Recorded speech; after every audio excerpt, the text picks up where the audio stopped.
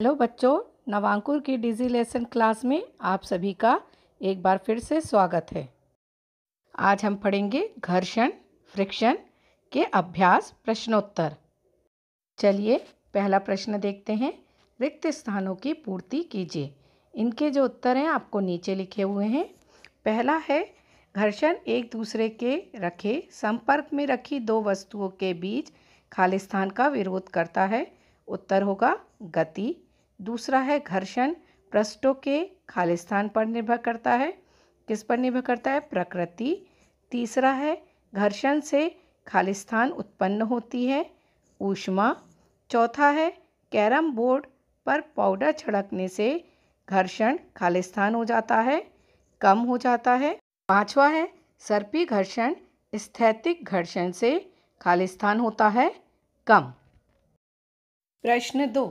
चार बच्चों को लोटनिक स्थैतिक तथा सी घर्षण के कारण बलों को घटते क्रम में व्यवस्थित करने के लिए कहा गया। उनकी व्यवस्था नीचे दी गई है। सही व्यवस्था का चयन कीजिए। पहला है लोटनिक स्थैतिक सी, दूसरा लोटनिक सी स्थैतिक, तीसरा स्थैतिक सर्पी लोटनिक, चौथा सी स्थैतिक लोटनिक। तो इसका सही उत्तर क्या होगा? स्थैतिक सी लोटनिक। आलिदा अपने खिलौना कार को संगमरमर के सूखे फर्श, संगमरमर के गीले फर्श, फर्श पर बिछे समाचार पत्र तथा तौलिए पर चलाती है।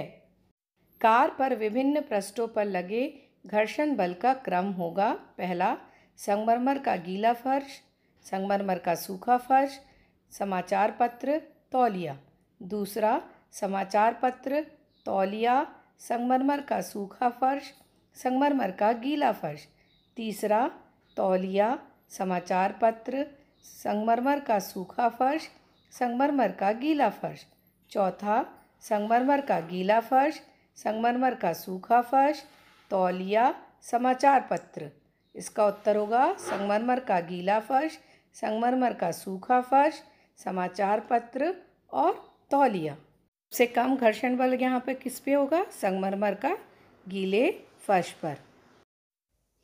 मान लीजिए आप अपने डेस्क को थोड़ा झुकाते हैं, उस पर रखी कोई पुस्तक नीचे की ओर सरकना आरंभ कर देती है।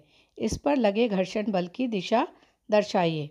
जैसा कि आप चित्र में देख रहे हैं, घर्षण बल की दिशा पुस्तक के सरकने की दिशा के विपरीत अर्थात ऊपर की ओर होगी। प्रश्न 5। मान लीजिए दुर्घटनावश साबुन के पानी से भरी बाल्टी संगमरमर के किसी फर्श पर उलट जाए। इस गीले फर्श पर आपके लिए चलना आसान होगा या कठिन? अपने उत्तर का कारण बताइए। इसका उत्तर होगा साबुन का पानी फर्श द्वारा प्रदान किए गए घर्षण बल को कम कर देता है, इसलिए गीले फर्श पर चलना कठिन होगा। अगर गीले फर्श पर साबुन का पानी पड़ा है तो चलना और कठिन हो जाता है। प्रश्न 6। खिलाड़ी कीलदार जूते स्पाइक्स क्यों पहनते हैं? व्याख्या कीजिए। खिलाड़ी कीलदार जूते इसलिए पहनते हैं जिससे कि पर्याप्त घर्षण बल मिल सके। स्पाइक्स उन्हें आवश्यक घर्षण बल प्रदान करता है जिससे ज़मीन पर उनकी पकड़ बनी रहती है और खिलाड़ी गिरते नहीं हैं। प्रश्न 7। इकबाल को हल्की पेटिका ढकेलनी है तथा सीमा को उसी फर्श पर भारी पेटिका ढकेलनी है। कौन अधिक घर्षण बल का अनुभव करेगा और क्यों?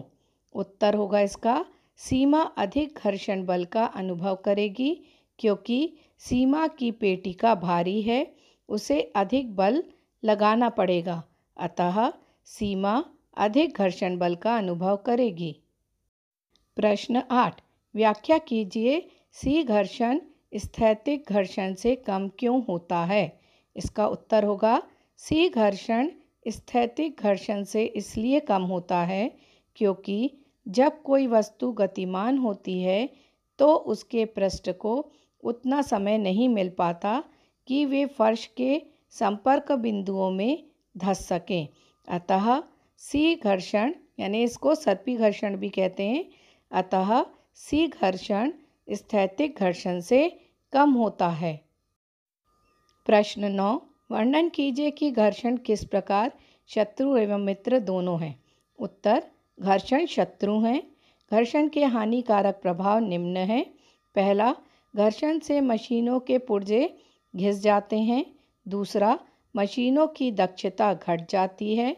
तीसरा, मशीनों को दी गई ऊर्जा का कुछ भाग ऊष्मा के रूप में व्यय हो जाता है। घर्षण मित्र हैं। घर्षण अनिवार्य है क्योंकि पहला, घर्षण के बिना हम चल नहीं सकते। दूसरा, घर्षण के कारण ही हम दीवार पर कील ठोक पाते हैं। तीसरा, घर्षण के कारण ही हम वाहनों पर ब्रेक लगाकर हम उन्हें रोक लेते हैं। चौथा, भोजन का चबाना भी घर्षण के कारण है। पांचवा, घर्षण के कारण लिखना संभव है। छठवां, माचिस की तीली घर्षण के कारण ही आग उत्पन्न करती है। ऐसे कई उदाहरण हैं जो घर्षण के कारण होते हैं। प्रश्न 10, वर्णन कीजिए कि तरल में गति करने वाली वस्तु की आकृति विशेष प्रकार की क्यों बनाते हैं। उत्तर, वायु की तरह तरल भी वस्तुओं पर घर्षण बल लगाते हैं।